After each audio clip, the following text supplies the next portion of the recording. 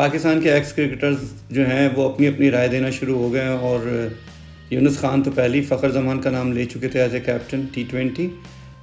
سعود شکیل کا نام سرفراز احمد نے لیا، اور اب جو سننے میں آیا سرفراز نواز کہہ رہے ہیں کہ محمد رضوان کو کپتان بنا دیا جائے. سب سے پہلی چیز تو یہ ہے کہ اب جو بھی ٹیم میں جس کی جگہ بنتی ہے اسی کو کپتان ہونا چاہیے. سب سے پہلا سوال یہ، کیا محمد رضوان کی ٹیم میں جگہ بنتی ہے as a opener, as a کپتان؟ تو بعد میں آئیں گے. بالکل نہیں بنتی، کیونکہ یہ وہی محمد رضوان ہیں جنہوں نے نیچے کھیلنے سے انکار کر دیا تھا، اور انہوں نے کہا تھا کہ میں اوپر ہی کھیلوں گا، جس کی وجہ سے فخر زمان کو نیچے لایا گیا تھا.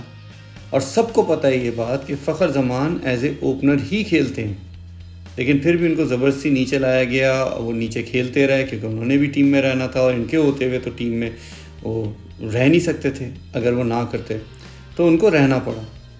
تو یہ پہلی چیز تو یہ تھی کہ یہ آخر کیوں اپنے آپ کو پروموٹ کیا انہوں نے ایز اے اوپنر. ان کا کہنا یہ تھا کہ اوپنرز جو ہیں وہ فیل ہو رہے ہیں، تبھی میں اور بابر جو ہیں ہم لوگ اوپننگ کریں گے. لیکن اس پیچھے اسٹریٹجی جو تھی وہ بعد میں لوگوں کی سمجھ میں آئی کہ سب سے زیادہ جو بالیں کھیلنے کا جو ہوتا ہے حساب کتاب وہ ایز اے اوپنر ہی ہوتا ہے T20 میں، کیونکہ 120 بالیں ہوتی ہیں، اس سے زیادہ تو ہوتی نہیں ہیں. اب وہ بالیں زیادہ سے زیادہ کھیلنے کی وجہ سے رنز بھی بنتے ہیں. ان کے اسٹرائک ریٹ ہمیشہ کم رہے، ان کے اور بابر اعظم کے، لیکن ان کے ایوریجز بڑھتے رہے، رنز بنتے رہے، ICC کی رینکنگ میں ان کے نام آتے رہے، اور یہ ٹاپ پہ رہے. لیکن پاکستان کی ٹیم رینکنگ میں نیچے ہی جاتی رہی.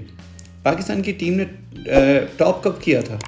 سرفراز احمد کے وقت، جب 8-9 سیریز لگاتار جیتی تھی اور ہر ملک سے جیتی تھی. ایسا نہیں تھا کہ بڑی ٹیم آئی تو ہار گئے، فلیٹ وکٹیں ہیں تو جیت گئے، چھوٹی ٹیم آئی تو جیت گئے، مشکل وکٹیں ہیں تو ہار گئے.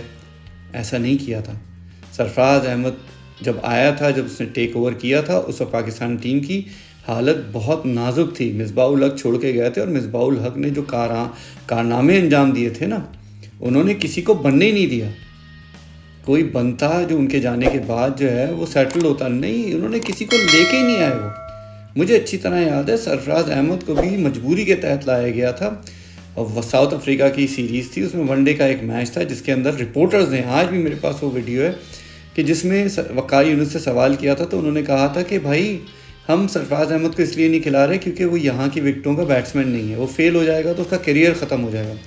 اور پھر مجبوراً ان کو اگلے میچ میں کھلانا پڑا، اور سرفراز نے سینچری کی تھی اور پاکستان میچ جیتا تھا. اس کے بعد جب رپورٹرز نے یہی سوال کیا تھا تو وقار یونس پہ غصے میں آ گئے تھے.